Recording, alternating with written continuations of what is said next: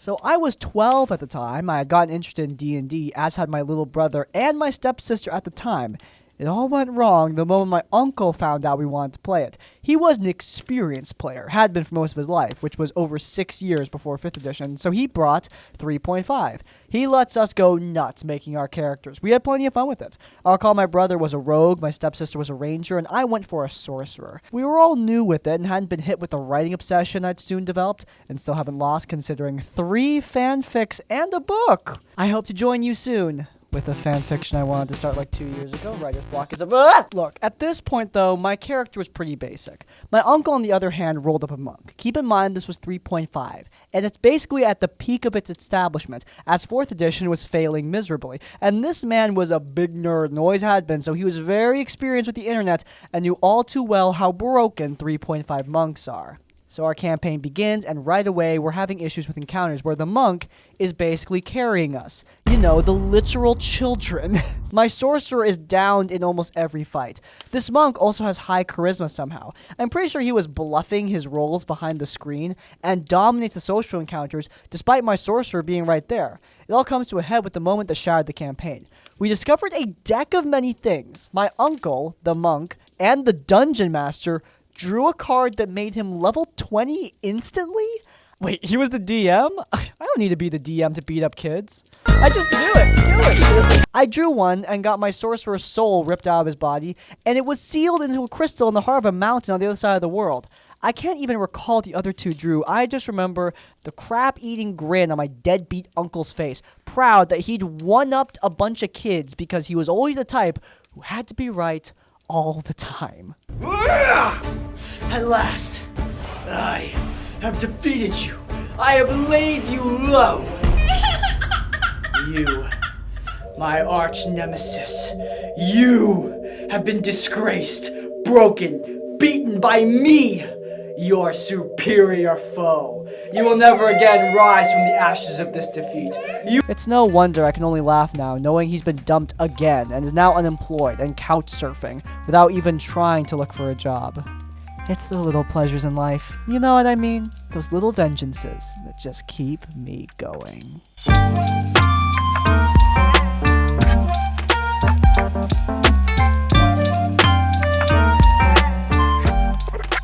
I've been playing D&D since I was a kid, a player for a decade, but for the last decade, I've actually been a forever DM. So when I met some folks at a bar who shared my love for D&D, and I will talk about anyone's ear off about my ongoing passion projects, I was thrilled to finally join this new group as a player. Even better, 2 of my close friends were joining the group. Here's the cast and crew. Names and some small details changed for anonymity. Me, a Leonin Bard, Arrow Ace, I don't drink. Felicia, a Triton Bard with surfer bro vibes and more like traditional bard tendencies. Traditional bard tendencies like jamming out or fucking. Rhodey, a human fighter with archaeologist flavor. Jordan, a sweet and naive orc barbarian. Christina, a Genasi oracle with a lot of special perks, a little nepotism I'd say, but I didn't mind at the time. And Seth, the dungeon master. Most of us were queer except for Jordan. The game started off strong with a good balance of roleplay and combat, but as time went on, the red flags started to pile on up. The first red flag for me was that Seth implemented a drink table mechanic where, if a character drank alcohol, he would roll to decide their actions, often forcing them into embarrassing or inappropriate situations, like marrying strangers or having intimate encounters.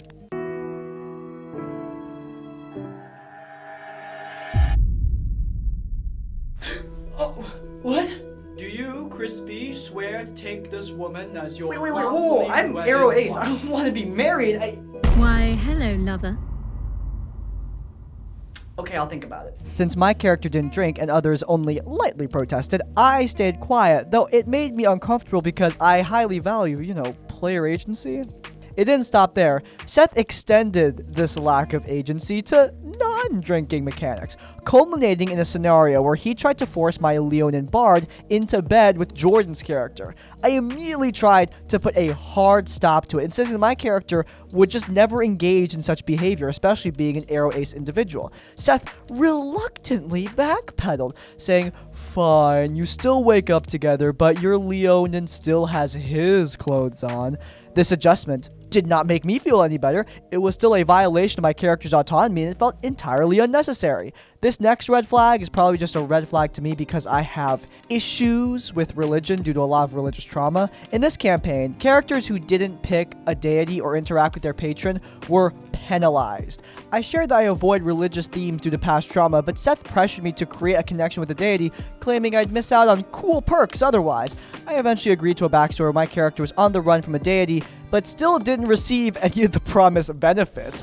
Imagine going through all the pain of a quest, and then at the end, there's just no reward. They just don't give you anything. It's great! It felt pointless and isolating, but I was so desperate to play in the game as a player for once. Another red flag occurred after I made efforts to hang out with our crew outside games because I think a game goes smoother if you have context for each player's behavior at the table.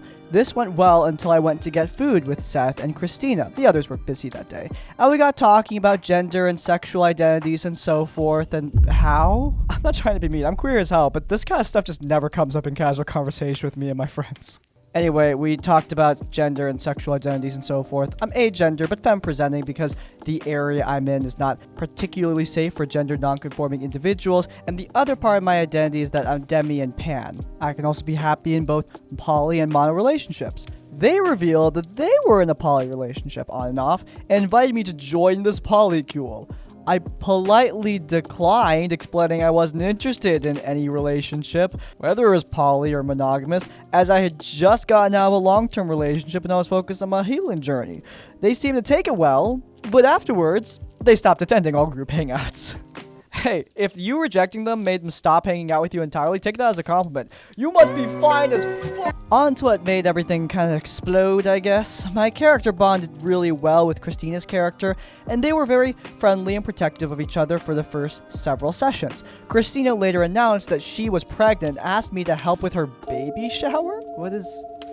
I don't know what that is.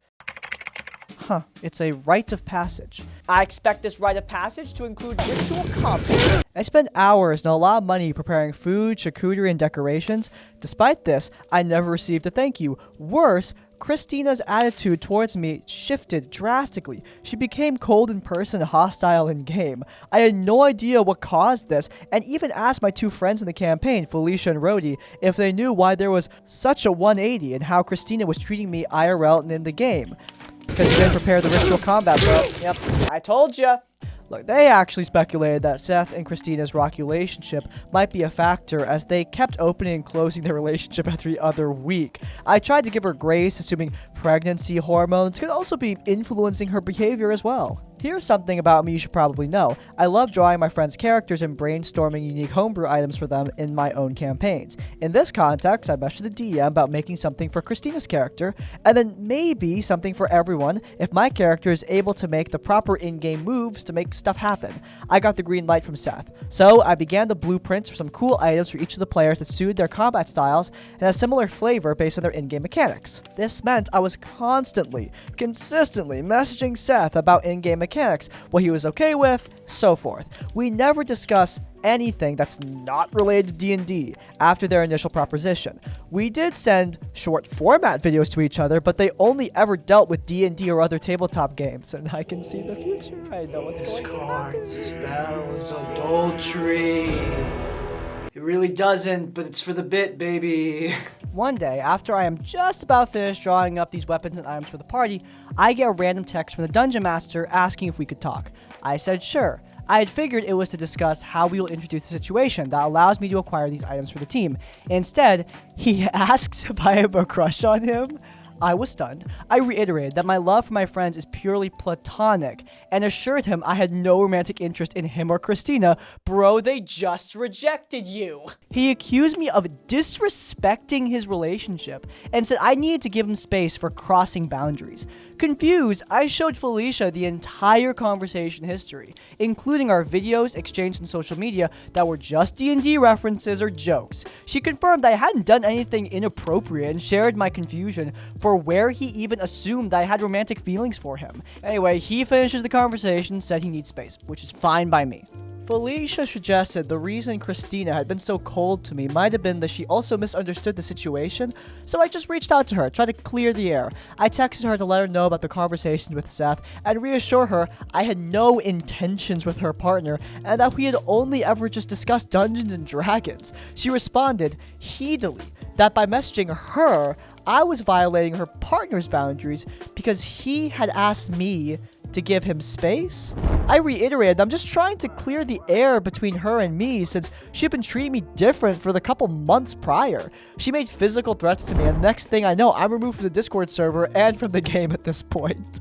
Felicia and Rhodey sent me screenshots of the messages that Seth sent to the server saying that I had disrespected boundaries and relationships, but that I could return after some time away. Which again, Felicia knew he was twisting things due to me showing her the entire conversations with both of them. I messaged the group via text message that I would not be returning, and I believed their behavior to be way out of line and disrespectful to spread lies, and I promptly blocked Seth and Christina on everything. I do get a happy ending though. The group fell apart, which I do feel bad for because Seth did have a good story to tell. Yeah, so did H.P. Lovecraft. Does not mean he was a good dude. Felicia and Rhodey joined the game I started up, and we've been going strong ever since, almost 2 years later now. I DM'd for this group and 2 others, and I did find a good D&D community online recently, so I even get to be a player in a few campaigns nowadays. I know this is a bit tame compared to your other stories, but man, it did exhaust me emotionally and mentally at the time. I may never understand where Seth and Christina's behavior came from, but I'm glad I walked away. Thanks for reading, Crispy. Thanks for sending that in. And yeah, you can't always completely understand the behavior of the people around you. Some people just start being bitter and angry out of nowhere, and trying to interrogate why they're acting like that is, well, it's often an exercise in futility. I'm not saying you shouldn't try to understand people when they're upset, but if it is proving fruitless, sometimes the best thing to do for yourself is just walk away. That's the out-game stuff though. With in-game stuff, don't forget that Seth the Dungeon Master was doing really weird things with alcohol in his games. I mean, seriously, an alcohol actions table anytime you take a drink so that you can control other people's characters in inappropriate ways, that is... well, it could be fun for some games, but let me tell you, I would not love that. Frankly, forcing any player character into an intimate situation is just freaking weird, man. Also, did they pay you for that baby shower stuff? Because that's just free labor, dude. I love world building, but every now and then, I'd love to see my world progress. It's all good to keep in my head, but I'd like something for inspo in my games. Too bad there's nothing like that in the App Store.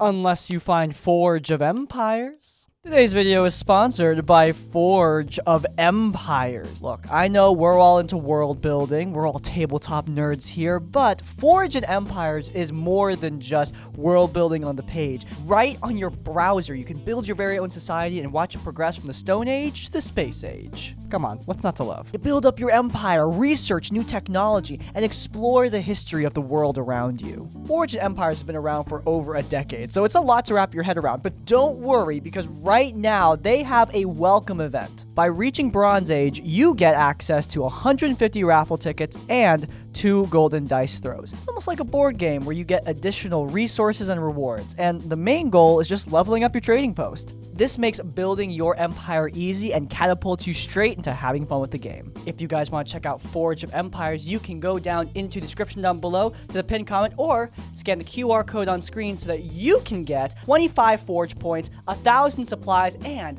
1,000 gold coins. Also, don't forget about that welcome event.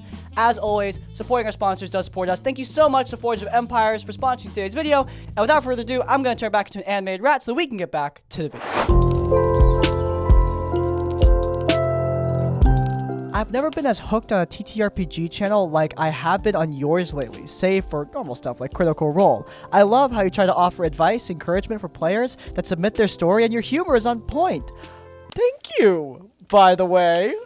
they didn't have to keep that in there, but I mean, come on, it makes me feel, come on. When I first started DMing, I'd found traditional D&D to be extremely overwhelming. At the time, I was with a group of friends who would take their favorite video games and anime and make them into simple D20 die style games. This inspired me to make my own based on one of my favorite JRPGs. So I figured out the system, mostly, and got all my friends together to play. We were a group of 8, which I would never recommend for a starting DM, and I would never recommend that either, but it's not like anyone listens to me. For the most part, things were going great. I was introducing people to tabletop who had never played before, and they were really enjoying themselves, for the most part. Because the game I had chosen is well known as a JRPG, one player, let's call them Lexi, came into this group with preconceived notions about how my world worked. They would just say, "This isn't correct to the game lore," or when I established means of travel, Lexi would just use the means of travel from the video game, which I never said was canon.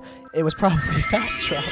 I've always been a fast travel hater. I say you should walk 10 kilometers both way uphill like a man. As a new dungeon master, I didn't want to be too pushy with this travel stuff. I wanted everyone to enjoy themselves, and I didn't want to make it seem like I was being too railroading or demanding, so I let Lexi and their partner at the time do whatever they wanted. This included insulting my NPCs as they were wannabes because they weren't in the lore of the original JRPG. Show up late to the game, make all the other players wait even though we had an established start time that we all agreed on, which is a crime. That's a crime. Arrest these criminals. Let Lexi berate other players because they were doing something wrong with their characters, or because this took away attention from Lexi. I would end games in tears because of things Lexi would say to me. There was never a shred of positive feedback they would leave me. The straw that broke the camel's back was when 2 players decided to have their characters spend the night together. They did it in secret, away from the group, on the 2nd floor of the place they were staying. When all the players woke up the next morning, Lexi said, their character says, "Sounds like you two had a good night together." I was stunned. Players started getting heated, accusing Lexi of metagaming. Lexi was saying how it was so obvious that something had happened, even though she rolled no checks or anything to determine if she even learned what had happened.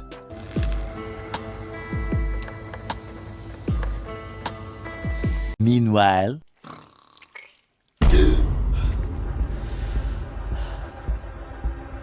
I sense sex.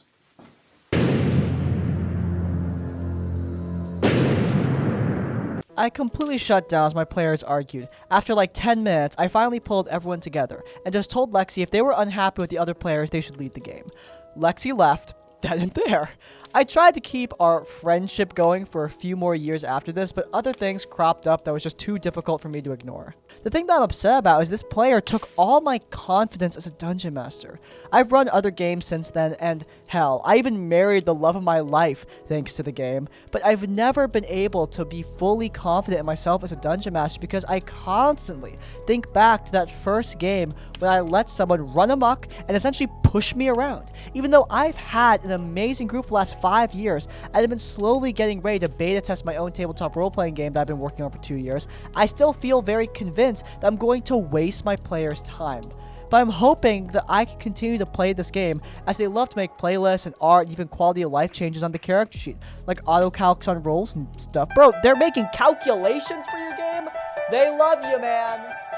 Math, true love. I'm slowly getting there, but it's an uphill battle. I just don't want to give up on the hobby that I love. TLDR, my first DM experience led to a player doing anything they wanted, and I still struggle feeling like an inferior DM because of it. So, recently, I had a little experience where somebody spent 2 hours tearing down the final fight of the 10th Tomb, a podcast and campaign I was super proud of. And I've had people come at me in videos before. It literally has never bothered me. But this, for some reason, this little video that got only a few hundred views really pissed me off.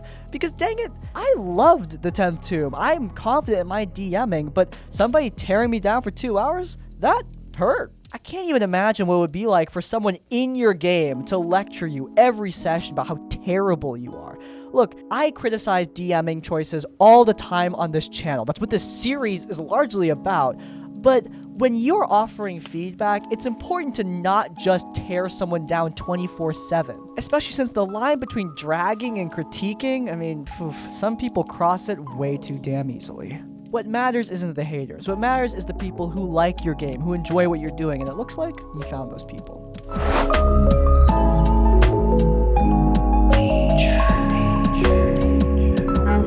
For context, I'm a trans woman, but I started playing Dungeons & Dragons as my dead name self, this is important for later, at a gaming store. It was there that I met a player who had been playing since 1st edition, we'll call him Charles. Initially, I thought that the fact he played so early is awesome.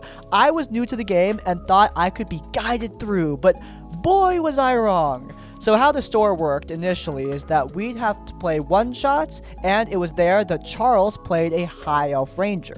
And he made it very clear he didn't like orcs, and he would ask players playing half-orcs if they were human or if they were orc. And if they were more orcish, he'd make their experience help. I'm sorry, as a mixed-race person, I empathize. Now, I understand that some people like realism in your games, but I use it for escapism, and it just rubbed me the wrong way. He would also mock other people's characters because he knew what he was doing and we didn't, and then I came out. And he was initially confused, like, how could a guy portray a female character? He would treat my femme characters as damsels in distress, despite the fact that I did not want that for my character. The game store he played at went out of business, so a few more experienced DMs set up their own D&D club, and Charles was a paying member at our new venue. I stayed this long after everything because I wanted to play, but I'm honestly considering dropping out due to his behavior.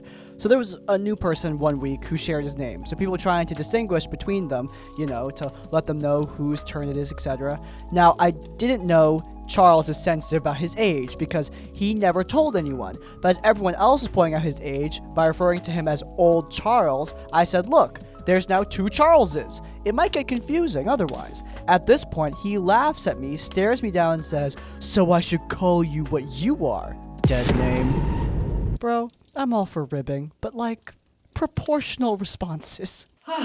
Man, that was real crazy, wasn't it, old man? Dude, are you okay? I'm sorry if You! Never be a real woman! You're disgusting! You're horrible! Much later. They started it! I was frozen in shock, and a DM I'm friends with asked if I wanted to report him, but I said no. But I was talking to another trans friend of mine outside the club, and so I decided to report him to protect other people from his behavior. When I did report him, in turn, he decided to report me for mocking his age, when in actuality, I didn't know that was an issue. Everyone else had been saying things for months without consequence. I immediately dropped out of the campaign I was supposed to be in with Charles, and he's still in the position as one of the organizers of the club all these months later. I'm trying to start a game outside the club so I can finally leave. Thank you for your time. Sorry for the length. It wasn't too long at all. This does absolutely suck. This guy seems to be pretty ingrained in the club, so it makes sense that he would be able to stay while you are forced to leave. Doesn't mean it's right, though. Obviously, I wasn't there when you had your conversation with Charles. I have no idea what was said. Look, if the guy's sensitive about his age, that's his business. But if that's really the case, he can just explain that instead of immediately attacking you back. Look, in my friend group, we rib each other, we joke around, we mock each other constantly. But there are lines that shouldn't be crossed. If those lines are crossed, we explain what happened and we move on. We don't escalate things further just to be dicks. Because, you know, we're supposed to be friends. And even if you're not besties with your D&D group, you shouldn't be assholes to each other either. Besides, counter-reporting you for just calling you old when he just dead-named you in front of the whole group is just... that's some caucasity right there.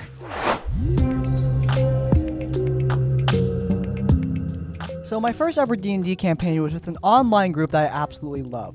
They are some of my favorite people, and I've been playing D&D with them for almost 3 years now. But soon into my first campaign with them, one of the players asked me if I wanted to play another game run by one of his friends. I agreed since it was a friend of a friend, thinking it would be fine, and in the beginning it was pretty good. I was playing a warlock who I loved, and my friend was playing a half-orcish bard. That half-orc part will become important later. Bro, what's with the half-orc hate? Orcs are cool! Orcs are awesome! Orcs, tiefling, drow. Stop shoving them into your freaking torture fantasies. Jesus. Others were paladin, wizard, and barbarian. They're not as important to the story. So my friend's backstory is that he was a stable boy for the king and fell in love with the princess. The king found out it was happening and banished him. So his character goal was to power up and get his love back. Simple. So the campaign starts, we're having a good time, group is meshing well, the DM is giving us great roleplay opportunities, fun times all around. But a problem came when we got to the capital city where the king lived. The princess, the bard's love interest, is slated to get married to a prince, not bard. So my friend is doing everything he can to stop it, including selling his soul to demon assassins to kill the prince before they can marry. So it's the princess bride, except the solution is to just kill the bitch. Look, this contract to the demon assassins is binding. There is no way to get out of it. After he's done all this positioning to break up this wedding, he gets a summons from the king. Now, this summons came at the end of the session, and it just so happened that the next session landed on the day of my parents' birthday, so I couldn't make it. I told them it's fine, go on without me, as my character didn't have any big story moments coming soon. So when I came back to my group telling me this huge plot happened in my absence, I was curious.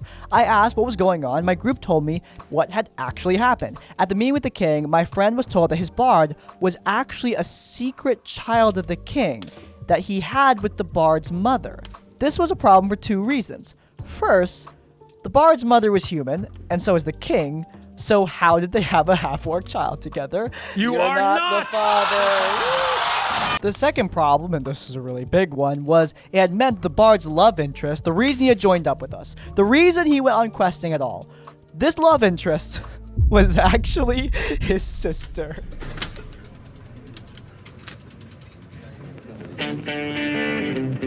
And of course, this news came after the bard had already sold his soul to a demon to break up the wedding. This immediately stunned me to a point where I couldn't respond for a good few seconds. I eventually messaged my friend who was playing the bard to ask him about the situation. He was understandably upset by this development.